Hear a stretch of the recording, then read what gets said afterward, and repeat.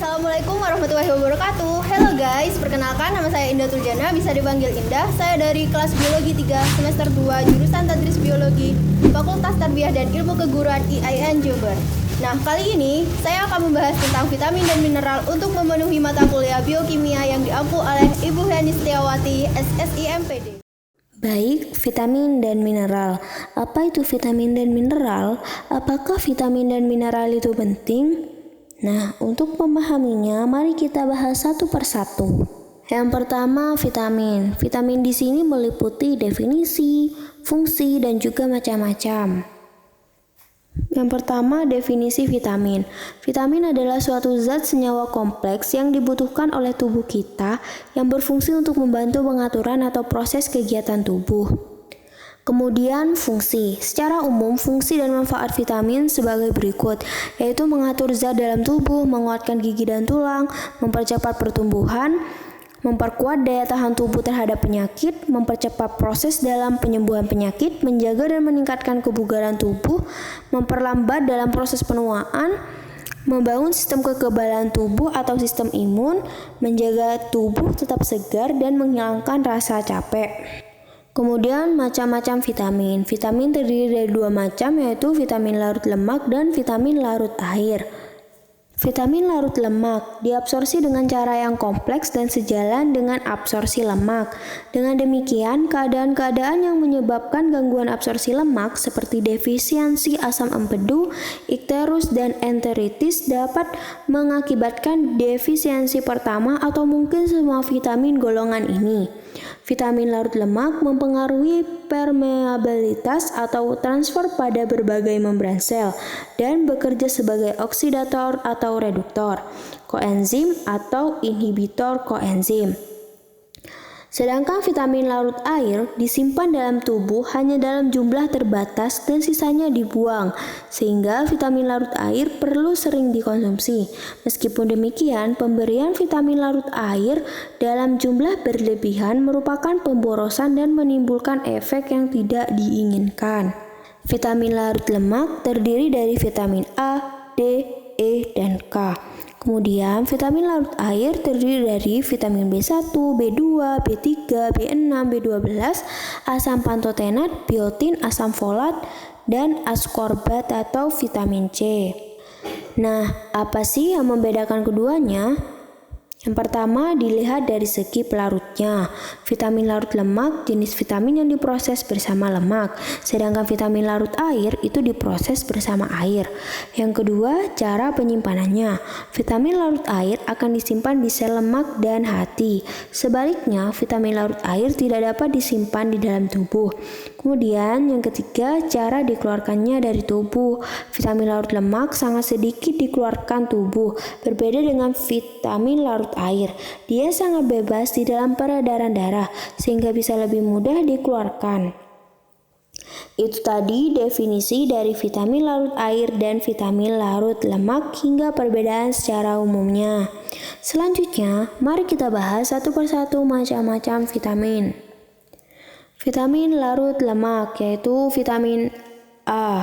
Fungsinya meningkatkan sistem imun, melawan radikal bebas, menjaga kesehatan mata, menjaga kesehatan pencernaan. Dan jika kelebihan vitamin A dapat menyebabkan sakit kepala, pengelupasan kulit, pembesaran hati dan limfa, kemudian penebalan tulang dan nyeri sendi. Jika kekurangan, maka mengakibatkan rabun senja, mata kering, dan keratinisasi kulit. Sumber vitamin A. Di sini ada minyak, ada ikan, hati, mentega, serta tumbuhan yang berwarna hijau dan kuning. Tumbuhan yang berwarna kuning banyak mengandung karotin yang merupakan provitamin A. Di dalam hati, karotin akan diubah menjadi vitamin A. Kemudian vitamin D. Fungsinya untuk menjaga kesehatan tulang, mendorong penurunan berat badan, melindungi diri terhadap infeksi saluran pernafasan, dan mengurangi resiko kanker. Jika kelebihan vitamin D, tubuh mengalami diare, berkurangnya berat badan, muntah-muntah, dan dehidrasi berlebihan. Sedangkan jika kekurangan akan menyebabkan kerusakan otot atau kejang, osteomalacia, yaitu hilangnya unsur kalsium dan fosfor secara berlebihan di dalam tubuh. Kemudian osteoporosis. Sumber vitamin D ini banyak ditemukan pada makanan hewani, antara lain ikan, telur, susu, serta produk olahannya seperti keju. Kemudian vitamin E, fungsi utamanya yaitu antioksidan. Nah, jika kekurangan vitamin E ini akan mengakibatkan pecahnya sel darah merah, bisa mandul baik pria maupun wanita, juga gangguan saraf dan otot. Jika kelebihan dapat menyebabkan kelemahan otot, gangguan reproduksi, dan gangguan saluran cerna. Vitamin K, fungsi utamanya pembekuan darah yang normal, mencegah pendarahan pada hati. Jika kekurangan akan menyebabkan pendarahan. Macam-macam vitamin K ini ada vitamin K1 atau phylloquinone yang terdapat dalam tumbuh-tumbuhan dan daun berwarna hijau. Kemudian ada vitamin K2 atau menaquinone, terdapat dalam daging ikan dan bakteri usus halus. Kemudian vitamin larut air. Vitamin larut air banyak yang hilang saat proses pemasakan. Kehilangan vitamin dalam pemasakan dapat dicegah dengan cara yang pertama, suhu tidak terlalu tinggi. Yang kedua, waktu masak tidak terlalu lama.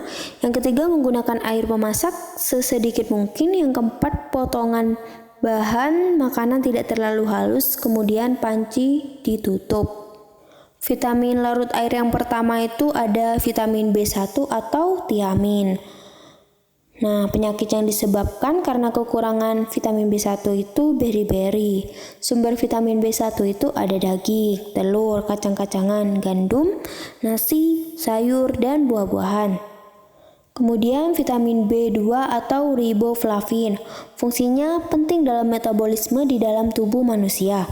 Di dalam tubuh berperan sebagai koenzim flavin mononukleotida atau flavin mononukleotida atau FMN dan flavinadenin dinukleotida, membentuk molekul steroid dan juga sel darah merah dan glikogen.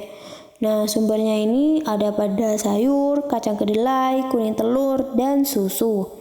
Jika kekurangan vitamin B2 akan menyebabkan menurunnya daya tahan tubuh, kulit kering, bersisik, mulut kering, bibir pecah-pecah, dan sariawan.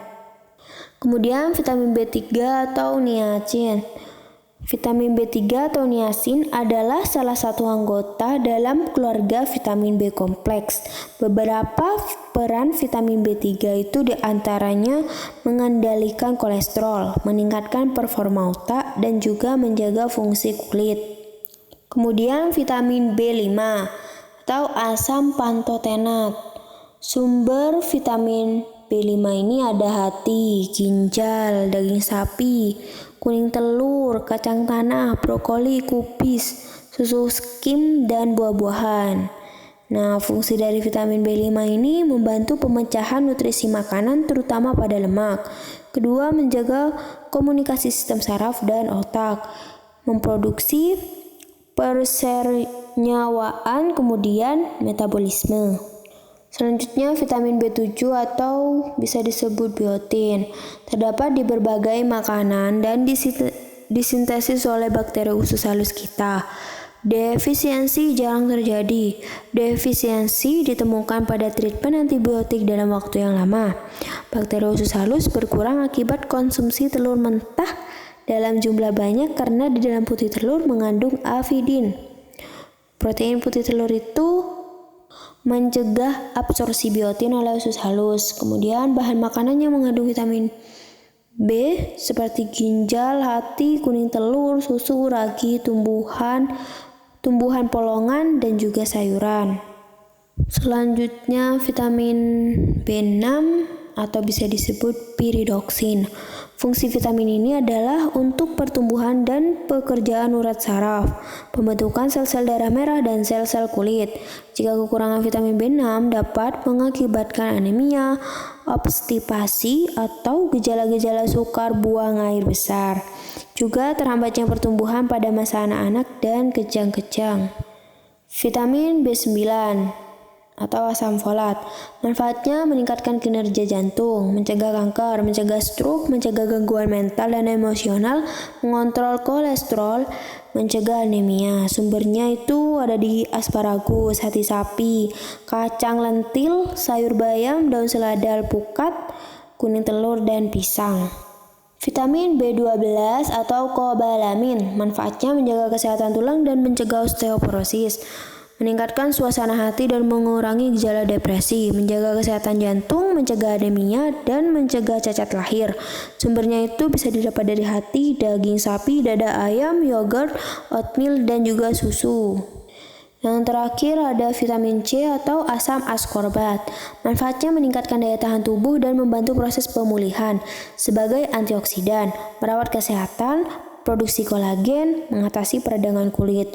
Nah, jika kekurangan vitamin C akan menyebabkan kulit mudah memar, luka lama sembuh, gusi berdarah atau sariawan, kulit kering dan kasar, dan juga mudah sakit. Pembahasan materi selanjutnya yaitu mineral. Mineral di sini meliputi 3 hal juga, yaitu definisi, fungsi, dan juga macam-macam. Definisi mineral. Mineral adalah sekelompok mikronutrien bagi tubuh. Artinya, zat ini hanya dibutuhkan dalam jumlah kecil untuk mendukung proses tumbuh dan kembangnya tubuhmu. Kemudian, fungsi dari mineral itu sendiri ada diantaranya menjadi unsur penting dari struktur kerangka seperti tulang dan gigi, memainkan peran penting dalam pemeliharaan tekanan osmotik, dan dengan demikian mengatur pertukaran air dan zat terlarut dalam tubuh. Sangat penting untuk transmisi impuls, saraf, dan kontraksi otot. Mineral memainkan peran penting dalam keseimbangan asam basa tubuh dan dengan demikian mengatur pH darah dan cairan tubuh lainnya. Kemudian fungsi lainnya itu merawat fungsi otak. Selanjutnya yaitu macam-macam mineral. Ada kalium yang biasanya dilambangkan dengan huruf K besar. Nah, sumbernya ini ada di stroberi, apel, pisang, wortel, paprika, tomat, dan kopi ya. Juga fungsinya mengatur tata air tubuh, mengatur tegangan jaringan. Yang kedua, kalsium. Sumbernya susu, yogurt, mentega, keju, coklat, air mineral. Fungsinya tulang, gigi, pembekuan darah, otot, saraf, melindungi alergi kulit. Magnesium. Sumbernya apel hijau, sayuran, jagung, kacang, air mineral. Fungsinya itu untuk sel, otot, saraf, dan juga jantung. Kemudian natrium, sumbernya garam dapur, fungsinya untuk mengatur tata air dan juga tekanan darah. Fosfor, sumbernya kacang-kacangan, coklat, marzipan, popcorn, dan teh hitam. Fungsinya untuk tulang, otot, dan energi. Di sini juga ada zat besi. Sumbernya sayur-sayuran mentah, kopi, dan juga teh hitam. Fungsinya untuk sel darah merah dan juga pertumbuhan badan. Selanjutnya fluor. Sumbernya ikan tongkol, teh hitam, air mineral. Fungsinya untuk gigi dan tulang. Mineral yang selanjutnya itu iodium. Sumbernya garam, beriodium, kerang, teh hitam, dan sitrun. Fungsinya itu untuk hormon kelenjar, gondok, pertumbuhan, fungsi otak. Yang terakhir itu ada zinc, sumbernya itu keju, kuning telur, dan fungsinya untuk metabolisme protein dan karbohidrat. Nah, sekarang kita sudah paham tentang vitamin dan mineral. Selanjutnya yang menjadi pertanyaan, apa ya akibatnya bila seseorang itu kekurangan vitamin dan mineral? Apa ya? Yuk kita bahas. Jika seseorang kekurangan vitamin dan mineral, maka yang terjadi adalah yang pertama, matanya menjadi bengkak. Yang kedua, tubuhnya menjadi mudah sakit, juga sariawan, rambut rontok, bibir pucat, dan masih banyak lagi. Jadi kesimpulannya, vitamin dan mineral itu penting guys buat tubuh kita. Nah, sampai di sini saja ya pemaparan saya tentang vitamin dan mineral. Wassalamualaikum warahmatullahi wabarakatuh.